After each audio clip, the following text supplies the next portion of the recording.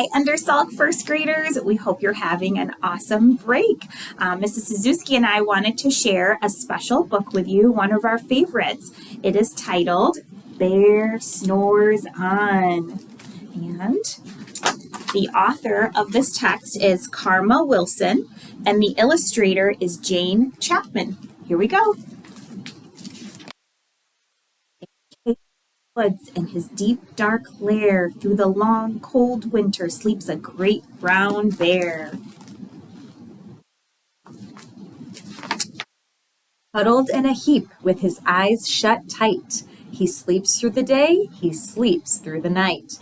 The cold winds howl and the night sounds growl, but the bear snores on.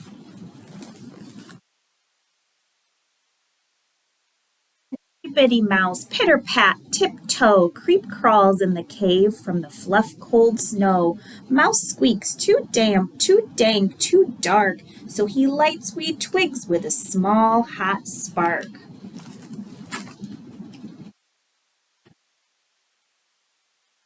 The coals pip-pop and the wind doesn't stop, but the bear snores on.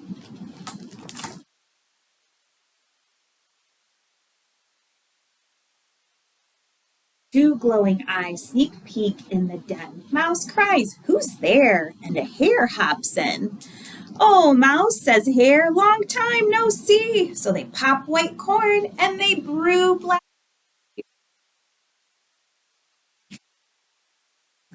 Mouse sips wee slurps, Hare burps big burps, but the bear snores on. Badger scuttles by, sniff snuffs at the air. "I smell yummy yums, perhaps we can share?" "I've brought honey nuts," Badger says with a grin. "Let's divvy them up, cozy down and dig in." And they nibble and they munch with a chew, chomp, crunch, but the bear snores on. Gopher and a mole tunnel up through the floor, then a wren and a raven flutter in through the door. Mole mutters, "What a night, what a storm," twitters Wren, and everybody clutters in the great bear's den. They chat and they chitter, but the bear snores on. In a cave in the woods, a slumbering bear sleeps through the party in his very own lair.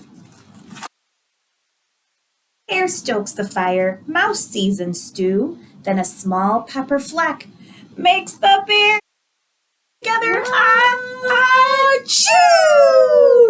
He blows and he sneezes, the whole crowd freezes. And the bear wakes up.